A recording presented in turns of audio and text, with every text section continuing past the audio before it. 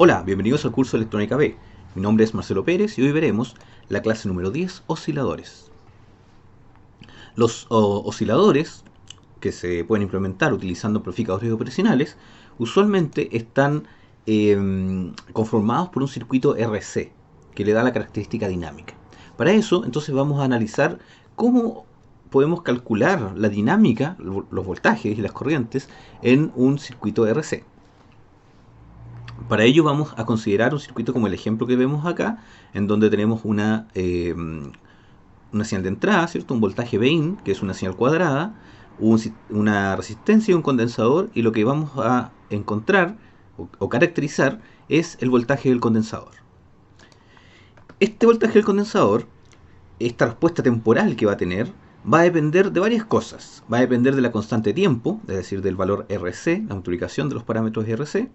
Va a depender del voltaje aplicado, del voltaje, la amplitud del voltaje aplicado, y también va a depender de las condiciones iniciales del condensador. Un ejemplo de ello sería la figura que se muestra ahí, en donde el voltaje aplicado va entre menos VCC y VCC, que es un voltaje típico que se ocupa en los osciladores, mientras que el voltaje del condensador tiene una característica de primer orden, ¿cierto? Que sigue al voltaje aplicado, pero hasta un cierto punto. Luego, donde el voltaje se invierte, pasa a ser menos VCC. Ahora el condensador tiene una respuesta de nuevo de primer orden, pero en forma negativa. Vamos a considerar que en todo este análisis que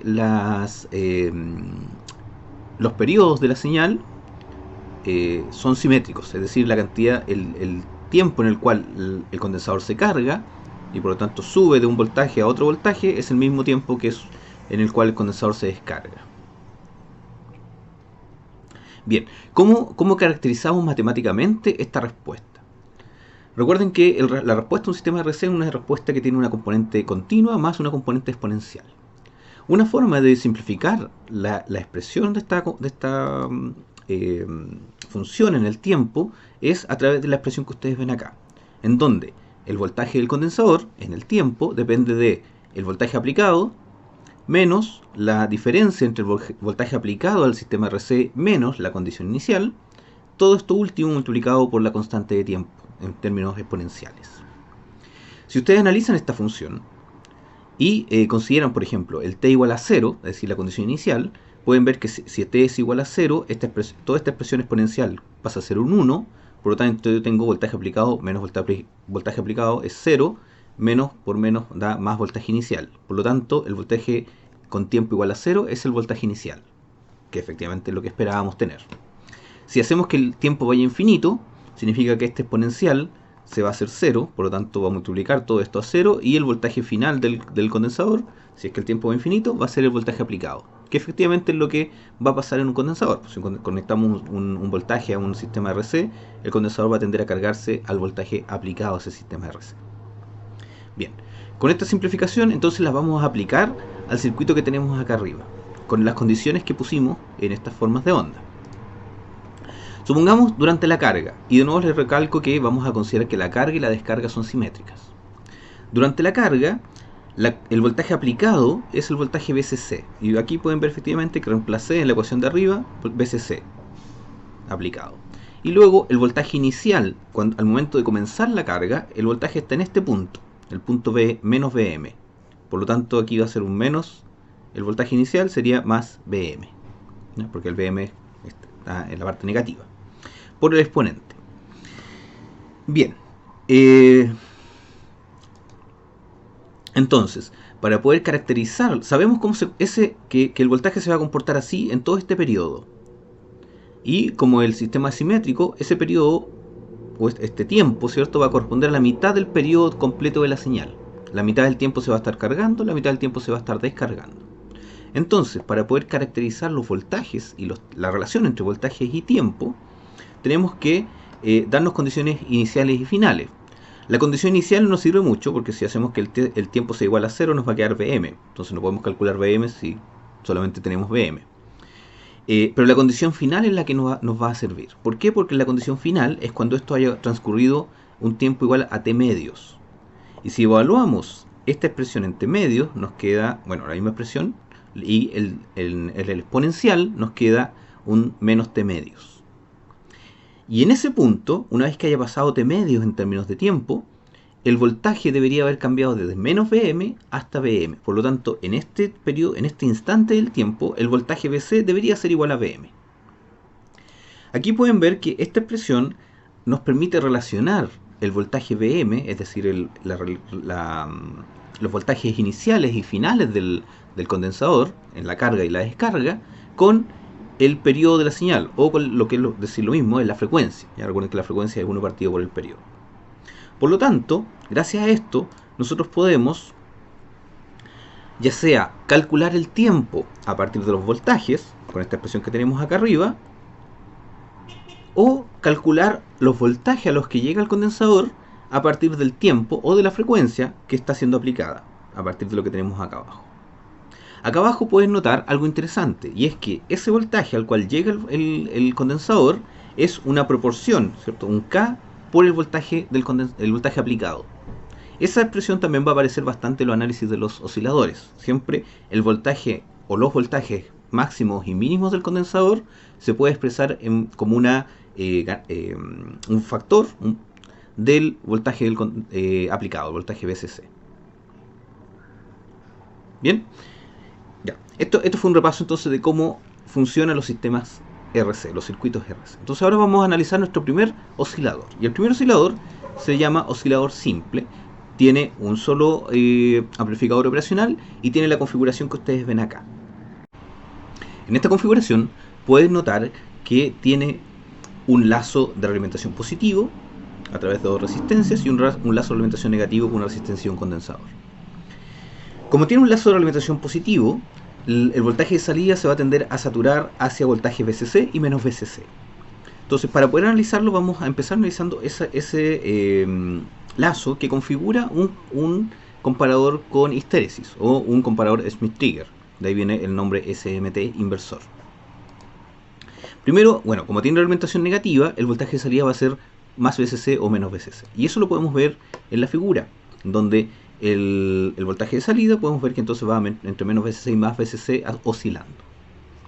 Bien, estas dos resistencias que tenemos acá, si consideramos que no hay corriente hacia el pin no inversor, podemos calcular el voltaje de ese pin no inversor a través del divisor de voltaje que generan estas dos resistencias, y nos queda que el voltaje VP es R1, ¿cierto? Partido por R1 más R2 por el voltaje VCC, es decir, un factor del voltaje de la alimentación, K por VCC, donde K es un arreglo de resistencias.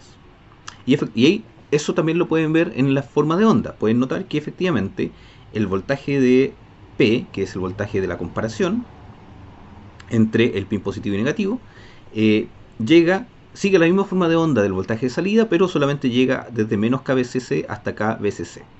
Ese valor entonces ustedes lo pueden ajustar a través de las resistencias R1 y R2.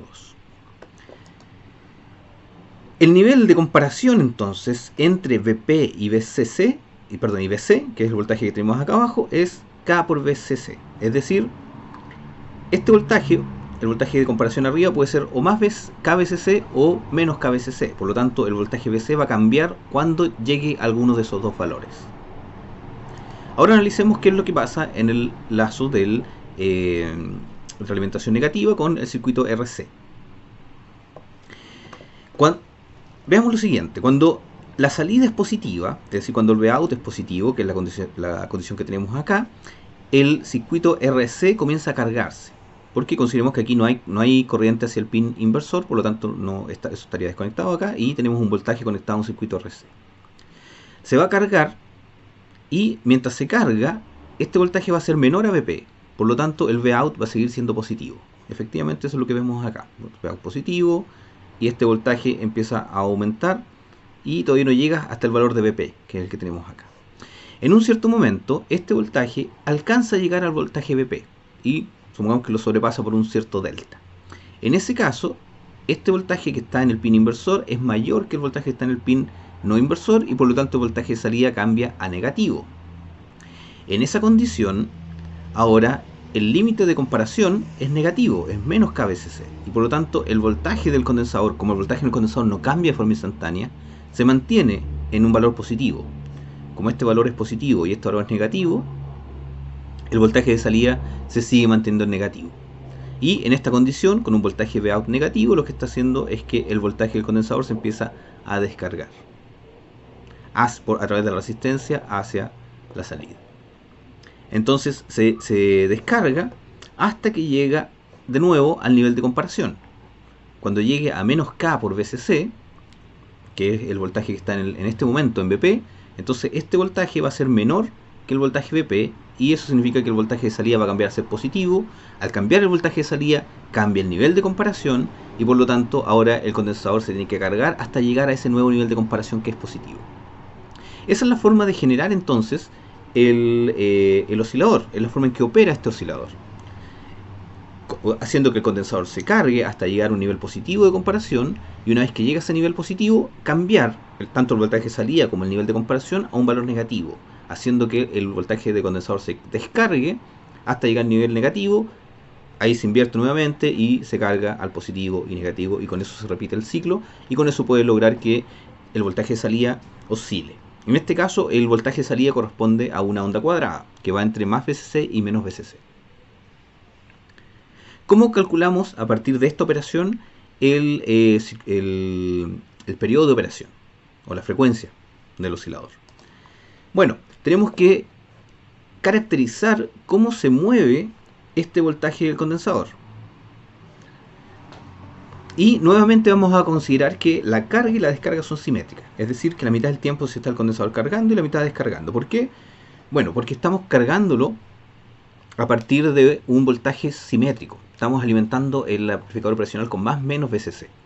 Y por lo tanto va a tender a ir, los niveles de comparación también son simétricos, y por lo tanto el voltaje va a tender a ir de un valor simétrico positivo a un valor simétrico negativo. Como la resistencia RC es siempre la misma, por lo tanto se va a demorar el mismo tiempo en subir que en bajar. Bien, entonces durante la carga podemos detectar lo siguiente. Si queremos cargar el condensador, el voltaje aplicado al condensador es VCC. Por lo tanto aquí tenemos VCC, VCC. Y el voltaje inicial está acá abajo, por lo tanto sería menos K por VCC, lo cual queda acá, como aquí vive un negativo, nos queda más K por VCC, exponencial de menos T partido por RC. Esa es la característica por la cual se mueve el circuito RC. Entonces, siguiendo esta característica, el condensador se va a ir cargando. En un cierto momento, que corresponde a T medios, cuando T sea igual a T medios, este voltaje debería ser igual a K por VCC, al valor positivo de comparación. Y efectivamente reemplazamos entonces K VCC acá y evaluamos entonces para T medios. Y nos queda esta expresión. Esta expresión, fíjense que todos los VCC se van a cancelar y nos va a quedar solamente, si despejamos el periodo, nos va a quedar solamente en función de RC, que aparece acá arriba, y de la constante K, que recuerden que la constante K es el divisor resistivo que está conectado a la parte no inversora del amplificador operacional. Eso quiere decir que el periodo o la frecuencia, ¿cierto? 1 partido por T, lo podemos definir a partir de la resistencia, de la característica de RC, ¿cierto? La resistencia del condensador, y también del valor de K, del valor del divisor resistivo. Por otro lado, la amplitud del voltaje del condensador, es decir, cuánto se mueve esta respuesta de primer orden, tanto hacia arriba como hacia abajo, solamente depende del divisor resistivo, del valor de K. Bueno, con eso entonces, con esos dos parámetros, ustedes pueden diseñar el amplificador en su función de oscilador. Definen, por ejemplo, cuáles son los rangos en los cuales quieren que varíe el voltaje. Una vez que tienen eso, pueden calcular las resistencias R1 y R2, ¿cierto? El K. Y con el K pueden después saber, ustedes definen qué frecuencia quieren o qué periodo quieren, que es equivalente, y con eso pueden calcular el valor de RC. Una vez que tienen RC, tienen que darse el condensador para calcular resistencia o viceversa. Bien, ahora vamos a ver un oscilador doble, que cumple la misma función anterior, es decir, tiene un comparador Schmitt-Trigger y un condensador, pero esta vez están separados en dos amplificadores operacionales. Uno de ellos opera como un comparador Schmitt-Trigger, ¿cierto? Con histéresis, completamente funcional, mientras que el otro opera como un integrador. Esta característica nos permite mejorar un aspecto del anterior, en términos de estabilidad, y además nos da una ventaja que vamos a ver al final del análisis.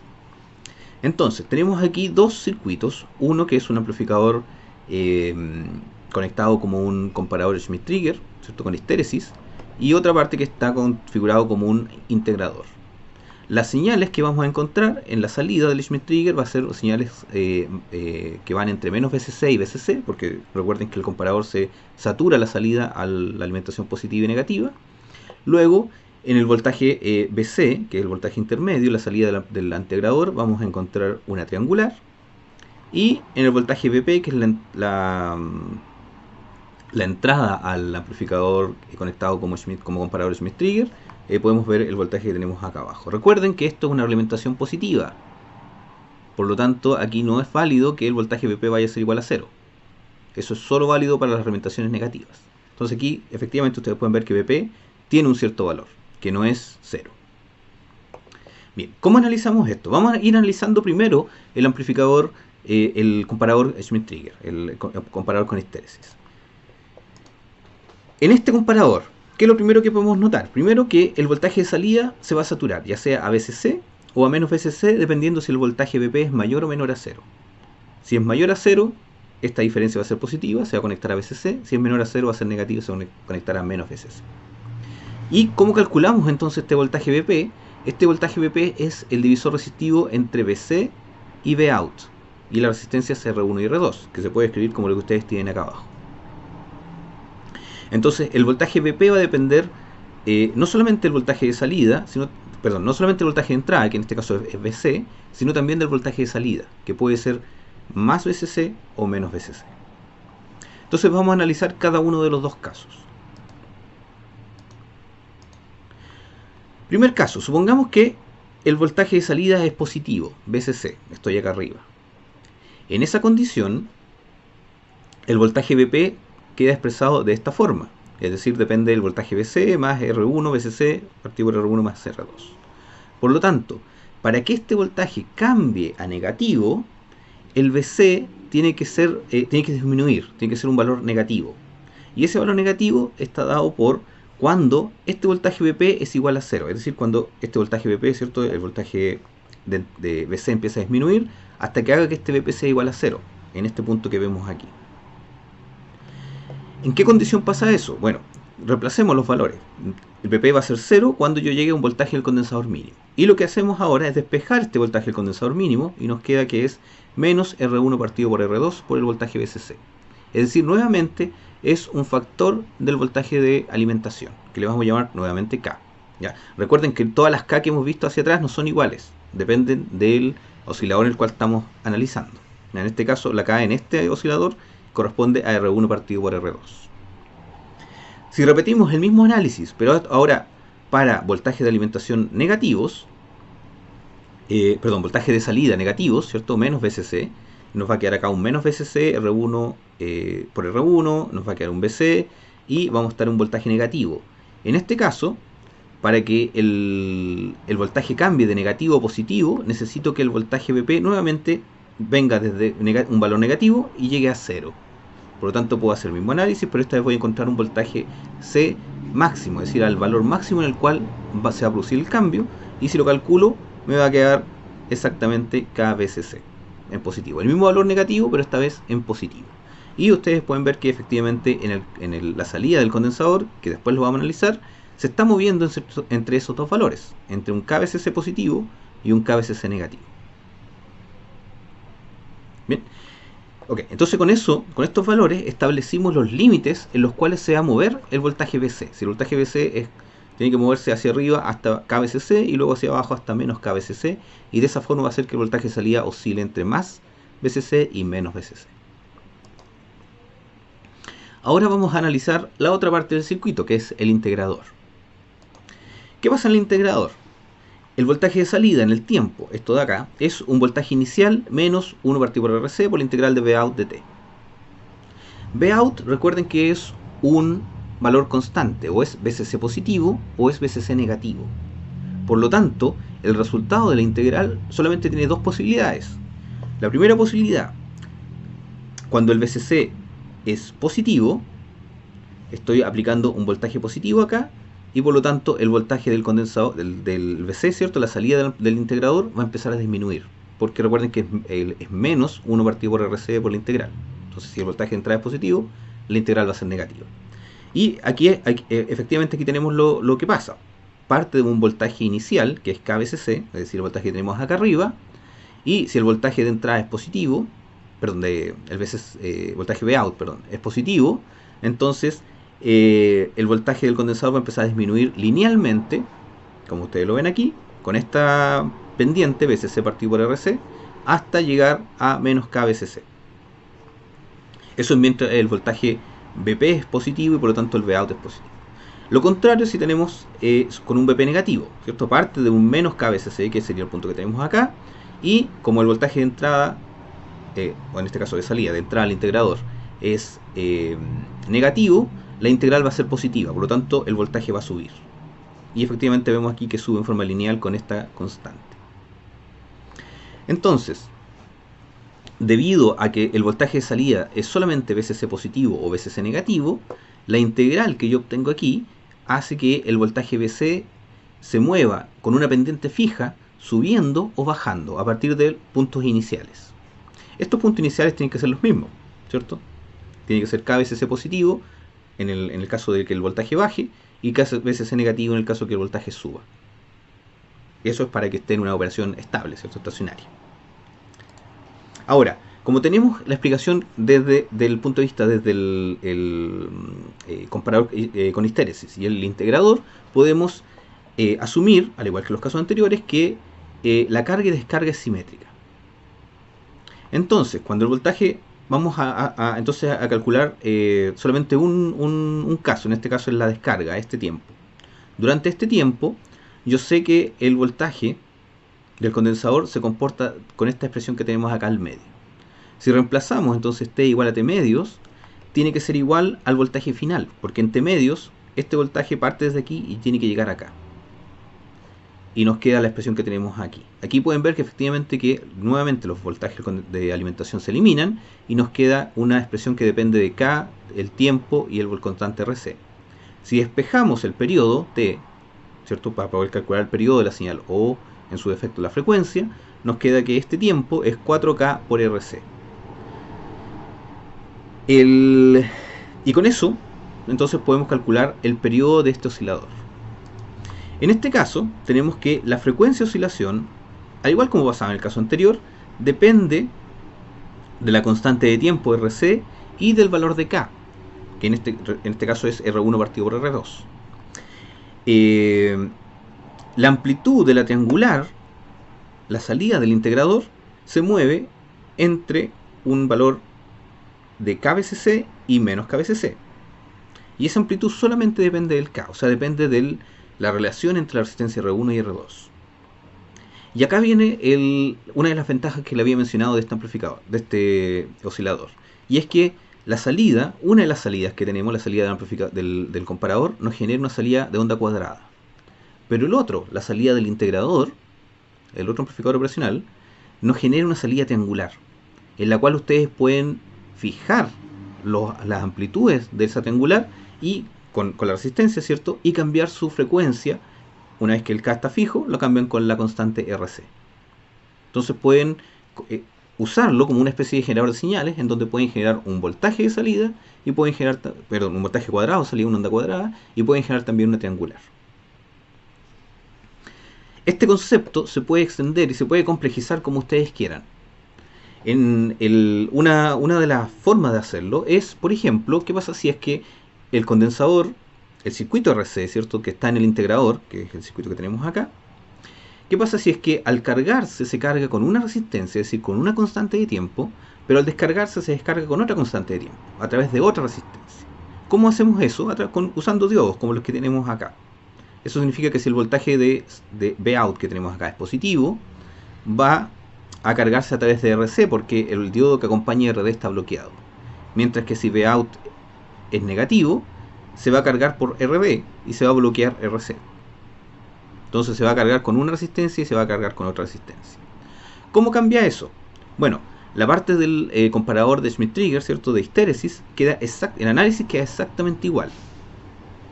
Exactamente igual. El voltaje, incluso lo mantuve las variables, ¿cierto? El voltaje BC es el que entra al voltaje, al comparador. Lo que cambia ahora es la parte del integrador. ¿Cómo cambia el integrador? Bueno, en la expresión del integrador ahora es distinto al momento de la carga y al momento de la descarga. Es decir, en la carga, cuando el voltaje es de Vout es positivo, más VCC, nuestro VB es positivo, ¿cierto? Que es el que tenemos aquí, el voltaje de salida es positivo, nos queda que la característica dinámica de todo este circuito, es decir, el voltaje de salida, está dado por esta expresión. Y en esta expresión tengo esta constante tiempo, que es RC por C. Mientras que en la descarga, si Vp es negativo, el voltaje de salida va a ser menos VCC, y por lo tanto la dinámica que me da el integrador está dada por esta expresión que tengo acá, en donde tengo una constante de tiempo RD. Como tengo constantes de tiempo distintas, ahora los tiempos en los cuales va a suceder el cambio de pendiente positiva a pendiente negativa van a ser distintos. Es decir, voy a tener un tiempo de carga dado por esta expresión, en el cual el condensador, el voltaje del condensador baja, y un tiempo de descarga, que es este que tenemos acá, en el cual el voltaje del condensador sube.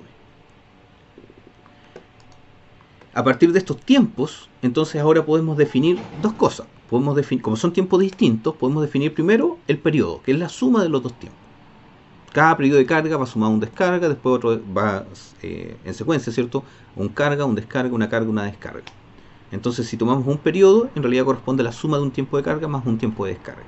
Y como pueden ver acá, ese valor está dado por dos veces por la resistencia, ¿cierto? Recuerden que es R1 partido por R2, por la suma de la resistencia de RC y RD, que son estas dos de acá, por el condensador. Y también podemos definir un ciclo de trabajo, es decir, cuánto tiempo el pulso Vout está encendido en VCC y cuánto tiempo está en menos VCC. O lo que es lo mismo, cuánto tiempo la pendiente está subiendo con respecto a cuánto tiempo la pendiente baja. Entonces este D nos permite, si el D es 0,5, está la misma cantidad de tiempo subiendo que bajando. Y por lo tanto sería exactamente el mismo valor que encontramos en el oscilador anterior. Pero si el D lo hacemos muy pequeño, o muy grande, ¿cierto? Depende de cómo ustedes lo quieran hacer. Si lo hacemos muy pequeño, quiere decir que la cantidad de tiempo que el condensador sube es muy pequeña, mientras que la cantidad de tiempo que baja es muy larga. Eso significa que, como ya les mencioné, la señal cuadrada tiene un pequeño tiempo en el cual está encendido, mientras que la señal triangular ya no es triangular, sino que se transforma en una señal diente de sierra. Y con esto entonces pueden generar una señal diente de sierra si ustedes ponen, y con pendientes ajustables, si ustedes ponen, por ejemplo, potenciómetros en lugar de RD y RC. Bien, con eso terminamos la clase de hoy. Nos vemos.